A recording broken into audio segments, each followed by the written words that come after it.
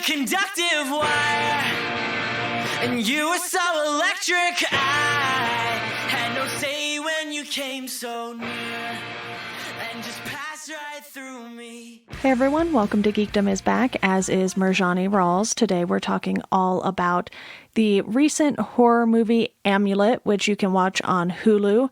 Murjani, thank you for joining me. Hey, what's going on, everybody?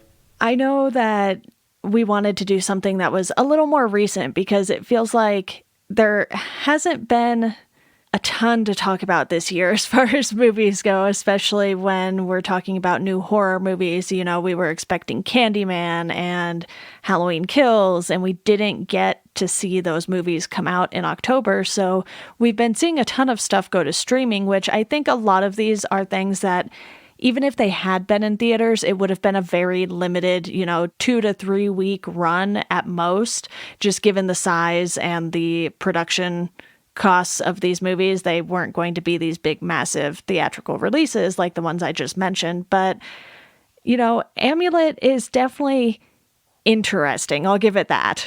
Well, there was a bunch of, maybe it's not big budgeted horror this year, but with a lot of VOD releases, there were a lot of kind of smaller, artsy genre horror-esque releases that came out. Relic, She Dies Tomorrow, this movie, Amulet, Run, that just is also on Hulu. I mean, it may not appear to be because this year's been upside down because, you can't see... Well, I mean, some people have been, but, I mean, for the mass populace, you can't really go to a movie theater. But on a indie scale, it's actually been a really good year for horror movies. Yeah, and I'll admit I just haven't seen a ton of them. I know, like you said, a bunch are on streaming or went to VOD, and it's just one of those things where I started watching Lost recently, and that's been consuming so much of my time.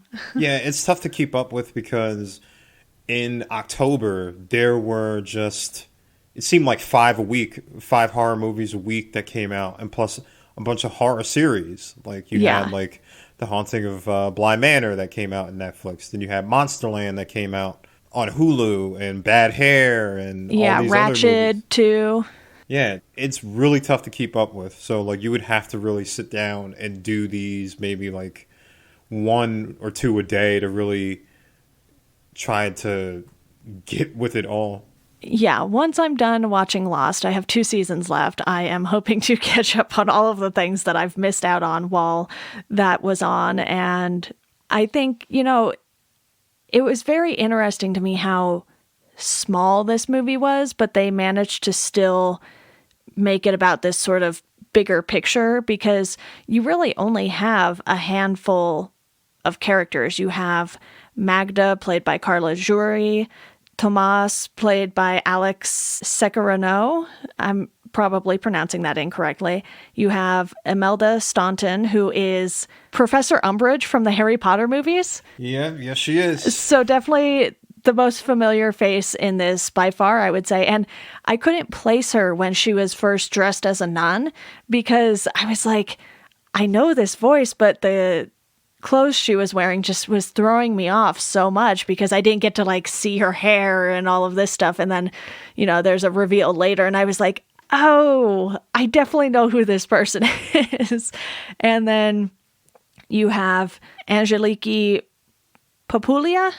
I'm probably totally butchering these names. I'm so sorry to all of these people, but you basically have one central location and then you kind of have this side story, and it looks like it's of Thomas in a earlier part of his life because he seems like he had just stopped being a soldier recently or is still a soldier, and he's guarding this most random place. It's there's one little seat for him and one of those little barriers that anyone could just really plow through. And it's a little unclear what that has to do with the rest of the story for, I would say, 95% of the movie. The small cast, that's also been kind of a theme of horror this year. And it's really hard to... You have to have really good performances in order to do that. I'll bring it back to Relic, Run. There's only really 2 or 3 principal characters there. Relic, there's only 3. and it's in a secluded location as well. This movie, for the most part, I dug it. And like to go off what you said, Romola Garai, I hope I pronounced her name right. It's both directed and written by Garai. This movie, there's a message here, and it's not as heavy-handed, especially in the beginning, because this movie, it weighs between Tomas's flashbacks, and then it also goes into the present. And like you said, it's not initially clear why it's doing that. It definitely the movie takes its time and asks you to like walk on its journey with it, because it's a deliberate build into the absolute crazy third act that happens. But it gives you a little morsels on why you're looking back into Tomas's past, and then there's this lady that he meets up with. Her name is Miriam. Like, why they're together, why he seems so disheveled and kind of like out of touch, and like it seems like he's running from something. The cinematography from Laura Bellingham, it's definitely different as well. If you notice with the flashbacks, there's more wide shots of the lushness of the forest and where he is. And then when you go to the present, or whenever Tomas is having a intense conversation, or he's having these nightmares, it's more tight. When you're in the house, there's a more claustrophobic feeling through the whole film. The coloring is very deliberate as well. Through the first and second acts, it's very gray, it's very dirty. But as you kind of go through Amulet, it lightens up a little bit. Like the dirtiness, there's still a very grungy feel to it, but like light becomes more of a factor as you go forward. It also follows with the storyline of Thomas wanting to really help and fix up the house, and we see him start to do some work around the house, and that's when things start sort of getting lighter down the road, as you said. And with this movie, it's only, like an hour and 39 minutes, and you figure a few minutes are the credits, and it felt like it was a bit too slow at the beginning for me, because there's a lot of tension in this, but at the beginning you don't really feel that quite as much aside from the flashbacks. Really, it's just, there's this fire, he has to get out, and the quote-unquote nun takes his money, and we see her drop it in the grate after she's already taken him to this house and this new living situation. So you get a feeling right from the start that she wants to help him, but at the same time, there's something strange going on. And it isn't until the second half of the movie where you really start to get all of the pieces that allow you to be like, oh, okay, there is definitely something very, very weird happening here. Yeah, like I said, like Tomas, there's obviously something wrong. Like, you find him, he's like, okay, well, he was, one of the first scenes of the film, he's digging into this lush forest, and he finds like this figurine or, amulet. And you're wondering, like, how does this come into play? And how the story unfolds, like, there are little pieces of dialogue that you really have to tune into in order. You're like, okay, I started to get it. Because as we got more into the flashbacks, and as Tomas, conversed more with Miriam, I got what the story was trying to tell us. Like, it would let you in little by little where he, him and Miriam are like at the water. I guess they're like catching fish or something like that. And it comes out, spoiler alert, but it comes out that they've known each other before, or at least he knows her from like a town hall when he says that he's trying to, do his papers for school. And he's like, you never noticed me? So I'm like, oh, okay. I get this. I get what is trying to be conveyed here, especially about the male gaze and like kind of like this whole like male dominion over the female body. Like he feels like, you know, even when Miriam is trying to leave and it unveiled itself at the end of the film of this is the thing he's trying away from. He's like, well, you can't leave. You know what I mean? Mm-hmm. And it goes into the present day because when he meets up with Sister Claire and she introduces him to Magga. Magga is kind of, it seems like she's spaced out. She's disheveled. She is in tune with having to take care of Mother, who like you don't initially see, and it's kind of like it follows the horror thread of like something is wrong in the attic. Something is absolutely, there's a presence that is, it kind of feels like the house is a character in itself in two ways. It shows kind of what Mother is, and it also doubles back as the inner workings of Tomas. Like he is and is dirty. He has something to hide, and he's trying to basically do everything that he can in his power to be of service to wipe himself clean. So thus him trying to take care of the house, trying to help Magga or Magga, I think, I hope I'm not butchering her name, but her trying to like kind of like do things around the house and help her. That's him trying to really talk to himself. Okay, I'm a good person. And it actually, like, this theme also plays towards the end as well. Right. You also have the fact that he's trying to help her get out of the house more. And you really feel like she hasn't been out in public too terribly often, because you have that moment where they go to the club. She gifts him with this shirt and he asks her where it comes from, but she doesn't answer him. And that's another reveal later on that we'll get to shortly. But you can tell that she is someone who doesn't necessarily know how to interact with anyone other than Mother, and Mother never treats her well. Yeah, like it happens in the second act when you eventually see Mother, or what diseased, written mess that she really is. She tries to kill her, and you're like, why is she trying to do that? She's trying to take care of her. And it also like there's conversations that she has with Tomas where she says like, I have to take care of her, but who's going to take care of me at the end of the day? So it's like they have conversations about philosophy, and then there's like that quote, the Saint Hildegard of Bingen quote that she says. She like surprises him. He's like, how do you know about philosophy? And they also talk about romance, because she goes into how men, they think romance is silly, but love is sacrifice and romance is an offering.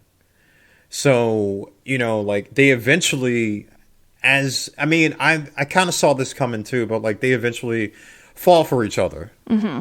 And through that love, Tomas, where he's trying to, like, we'll talk about it, and I'm sure we'll talk about it in a bit, like through that love, Tomas feels like he's vindicated from his past when it eventually is revealed of what he does. Yeah, you also have the fact that even though some of it, like them falling for each other, was predictable, there were other things that were very much not the same way, because you have that moment where he's going through and he's trying to fix stuff, and he's trying to fix the water situation for one of the toilets, and there's a hole in the wall next to where the toilet goes into the wall, and the water there just looks completely nasty as well.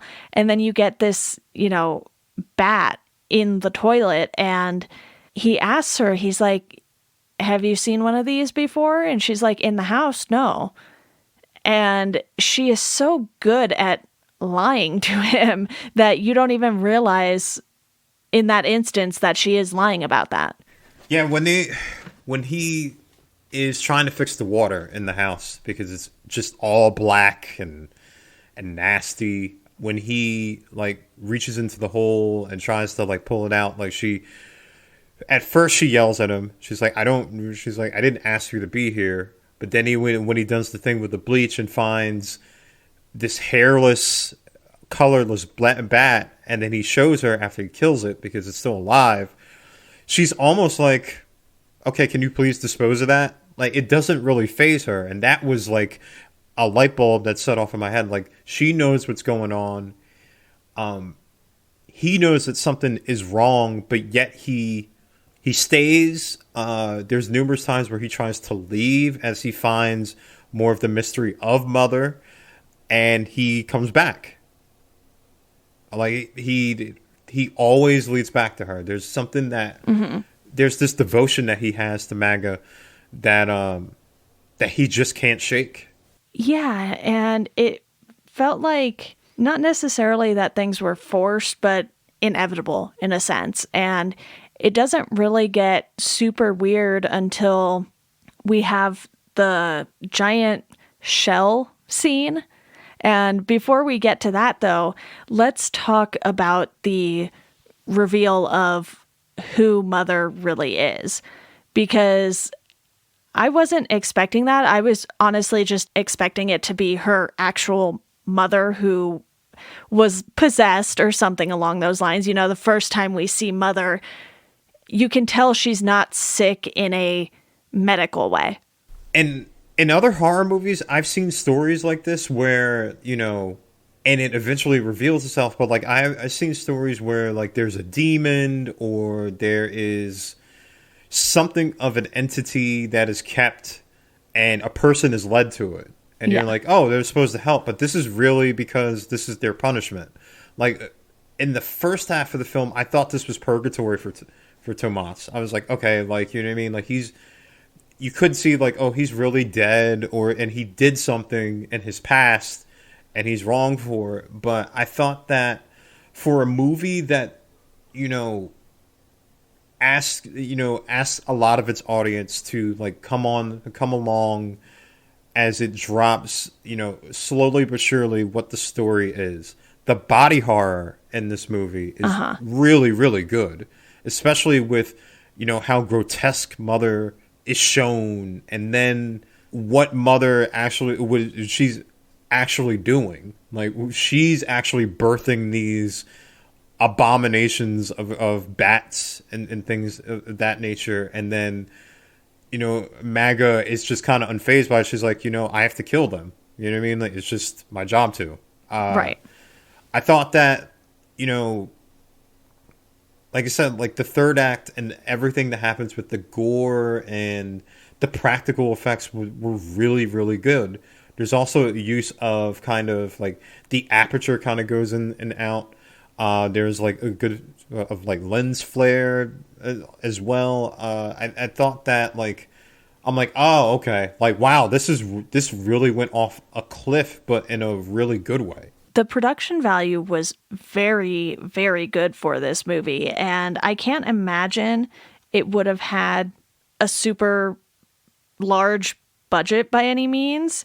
It doesn't even show the budget on Wikipedia or anything, but I think it's safe to say this is definitely a very, very indie production. And I've been wanting to watch more foreign films in general. And I know this one is in English, but it's still a foreign cast, foreign production, and everything like that. And it's very interesting to me the way that you'll see different countries and different filmmakers from different countries and how they perceive horror. Because a lot of this is something that could be very real until pretty much the very end of it. And obviously the whole birthing bats thing is not going to happen to anyone in real life anytime soon, hopefully.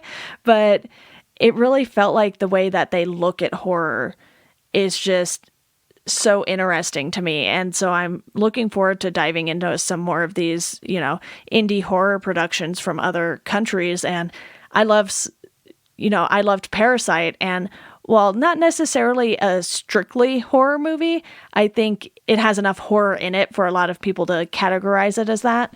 I mean, like, if you look at, like, you know, films like The Babadook or even, like, Dario Argento films, like Italian horror, they all have, like, this stylish way of telling the story. Like Dario Argento, uses a lot of color, and then like he uses a lot of like stylish gore on top of that. Like this film, it deliberately ups the crazy as you go forward. Like there's, especially at the end where like you said, like the big seashell that happens, and when Maga kind of reveals who she really is and what she is there for, and the birthing scene, you're like, wow, like this is what this is what she was really going after. But the first half of the film is, there's a payoff because it's built in practicality. You're like, okay, this is a story where, like, you know what I mean? Like, there's a daughter and a mother who inherited a house from a guy that just happened to, like, leave it to them and go away, which was also another, I mean, it was a plot thread that was said in kind of like, oh, okay, like he just left. Like, yeah, in passing. What? Yeah, in passing. So like you wouldn't even notice it because it's that scene where where Tomas and Maga go to the market. It's usually like, if you're watching it, it's usually the audience thinks that is inconsequential. It's like, okay, like maybe I should note this for later, but like, why would a guy just kind of leave his house to like two ladies he doesn't know? And why would Maga say, well, she hasn't really got out of the village? Like, really? Like, you've been here all your life? It's yeah.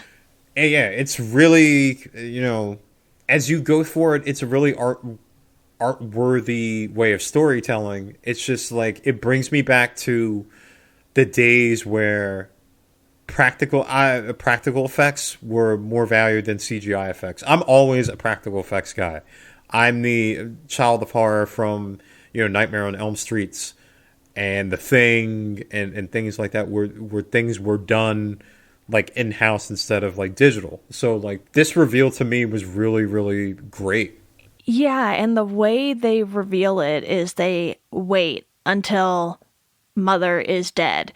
Basically what happens is he goes up there with, I guess it's a chisel, kind of, and he just starts stabbing, slices Mother's throat, and then cuts the head off with it. And then you get the reveal that this is not a woman. And you have the newspaper clipping that he kind of flashes back to, and he looks at it, and you see the headline, man accused of killing wife and mother of 6 to marry daughter. So we can only guess that Magda is the daughter that he wanted to marry, and he ended up being possessed because of that. Yeah, Magda is revealed to be a goddess. Because it's also revealed through the flashbacks. And I initially thought that, Tomas killed Miriam. I'm like, oh, well, like, he killed her and it'll be revealed, but he actually, like, rapes her. And right. Then he, he goes about his life, and it obviously torments him, and he reveals it, to Sister Claire. It actually cuts away from the reveal. It doesn't tell, like, he runs to her when they go to the dance party. He runs and he kind of confesses when she also reveals that she's not actually a nun. Yeah, that was such a fun reveal. I think that was the one thing where I kind of just laughed. I was like, of course, she's not a nun. But so is it that Magda is not the daughter that the guy wanted to marry then? She's just this goddess who is kind of making people pay for their sins? Yeah, she's just the goddess, and like Claire is just kind of like the conduit where, they basically turn men into demons for them to pay what they've done. I think the producers, Matthew James Wilkinson, he did call this is an unapologetically feminist horror film. This is, you know what I mean? Like, Romola Garari really wanted to comment on current times and gender politics and things of that nature. So when you look at it in that sort of retrospect, like there's a lot of movies that kind of like are very heavy-handed with their message. This is not. It makes you kind of like, what did he do? You know what I mean? Like, why, You have to think through a lot of things in this movie. Yeah. Like, what did he do? Like, what did he possibly do that, like, oh, he did that, of course. Like, and he thinks because, he does right by the human form of MAGA, all is forgiven. And the fact that he's of service to her, things like everything's fine. I'll go kill Mother, and everything will be okay.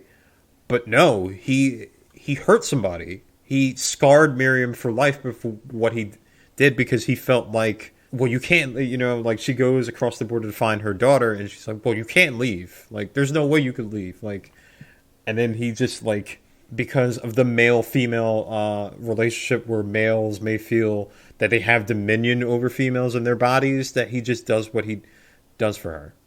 And this is the atonement of, or payback to that. He becomes the new mother.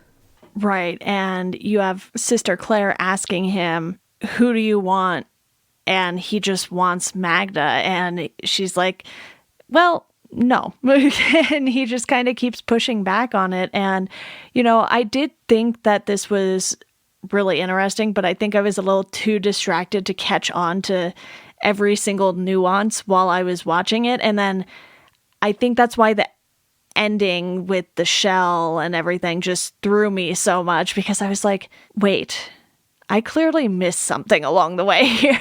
Yeah. It's a movie where there's a lot of things that happen underneath the surface. Like even him getting the amulet, and in the beginning, it has to click, because the movie does the whole like reveal at the end, where it's like when he finds the amulet or shell in the ceiling, and you're like, oh, okay, now I'm trying to connect things. But it's almost a movie where you have to like sit after you watched it, and you're like, okay, I get that. Oh, okay, that connects to that thing. Yeah, because like the amulet is actually manga, and Miriam holds it, and it makes sense because Manga and Miriam meet up at the end of the movie, and she's like, Miriam's trying to forget what happened to her, and then like Manga says like, never forget. Where like, you know what I mean? Like, do we assume that the daughter is Tomas's child?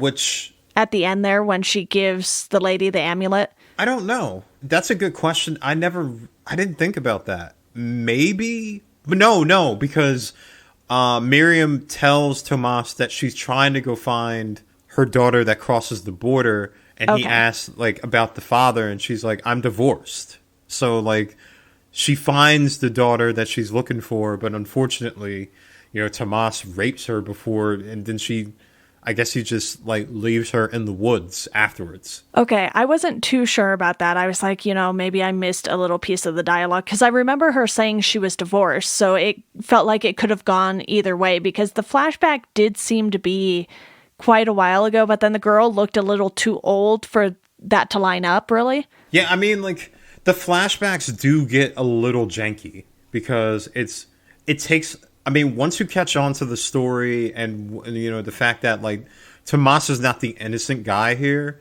it's like, oh, wow, like, it took you a long time in flashbacks to tell us what that was. I thought that basically when they're at the river, that was kind of the most effective piece of flashback. It's like, oh, well, like, he's hinting at, he's like, you didn't see me? Like, you know what I mean? You never noticed me? Because, like, like, every dude thinks, like, listen, like, I'm here, you're supposed to see, you know what I mean? Like, if she's like, I had to pick up my daughter, I had to be done by 5. He's like, but you could have noticed me, because, like, every dude thinks that, they're the center of attention. I'm like, oh, okay, now I'm starting to get the dynamic of relationship here, because, like, oh, well, I gave you shelter, I gave you, like, what time to leave and everything like that, and this is how you repay me. Like, that's Tomas's kind of like, cross to bear. Okay. I definitely missed a couple of things while I was watching this. So if anyone wants to watch this, I highly recommend not doing anything else really while you're watching it, because a lot of horror movies, when you watch something like a Halloween or a Friday the 13th, you kind of know, not necessarily that there's a formula to it, but there's a certain style to it that I think makes it so that you know what's happening, even if you miss some pieces here and there. Like, you could probably start a Halloween movie halfway through and by the end of it know what happened roughly in the first half of the movie. But with this, it's totally different because it's so much more nuanced. But I still think there was just something about it that didn't quite click with me. And it's not that I think that this was a bad movie. I think it was fine. It was pretty middle of the road for me. But Murjani, do you want to dive into some ratings here real quick before we wrap up? I mean, I would give it a 3 out of 5. Like, there are definitely movies, like, if you look at, like you said, like a Halloween, there's a very straightforward premise there. It's like Michael Myers, he wants to kill. Yeah. He wants to kill. He basically wants to kill everybody. He wants to kill his sister because XYZ. Movies like Midsommar, Hereditary, there are layered things about family trauma, about emotionality there, mixed within a Exorcist film or a Wicker Man fantasy horror film. This movie, I mean, I thought that the flashbacks kind of took a little bit away of it, and some people may think that it's too slow, but I do like the way that it kind of hides its hand with the message a little bit. It slowly reveals what the movie's about, what the director's intent was, and you're like, oh, okay, and then it's an absolute batshit third act, but I mean that in the best way possible. Like, you're like, wow. Like, you know what I mean? Like, this is really more of a fantasy film. And I love the atmosphere that is built up, everything that's doing with color, the fact that it can keep you engaged with very little principal characters. But it does, like, the fact that you have to kind of pay attention to every little thing. Like, it may take a little bit from the movie if you're just kind of viewing it and want to get the message that way. Like, I do kind of agree with you there, but I think it's an overall good like first try from Romola Garai. Like, I think that she like went out and made like a really cool art horror film. Oh, absolutely. And I ended up giving this a 2.5. So you and I aren't too far off on this. I think I just needed to sit with it a little bit. You know, I didn't rate it until now while we were talking about it. I was like, yeah, this is about how I feel about it still after watching it last night. But yeah, it's a lot of exposition. There's a lot of exposition in here. And like, some of it could have been cut. It is an hour and I believe like 48 movie. And it may feel a little longer with that, especially with the first and like I would say the first half of the second act, but once it gets going, it's a really good time. Yeah, well, I think that's everything I have to say about it. Like I said earlier, I'm excited to just dive into some of these indie horror movies that have released recently. And, you know, October isn't the only month for horror movies. We watch them all year round, you and I do, so I'm sure you'll be back on to talk about something else soon. But Murjani, thank you so much for coming on to talk about Amulet today. Thank you for having me back, and yeah, it's been a pleasure. All right, everyone, that does it for this episode of Welcome to Geekdom. If you want to support the podcast, you can do so through our Patreon. You can sign up for $1 a month. That'll get you a thank you on the show. $2 a month, you get to pick a topic that myself and a guest will discuss on the show. For $5 a month, you can join the Welcome to Geekdom Slack group, where you can talk to myself and various guests who have been on the show. If you want to follow us on socials, you can do so at GeekdomPod on Twitter and at Welcome to Geekdom on Instagram and Facebook. And as always, thank you for listening, and we hope you enjoy the rest of your day.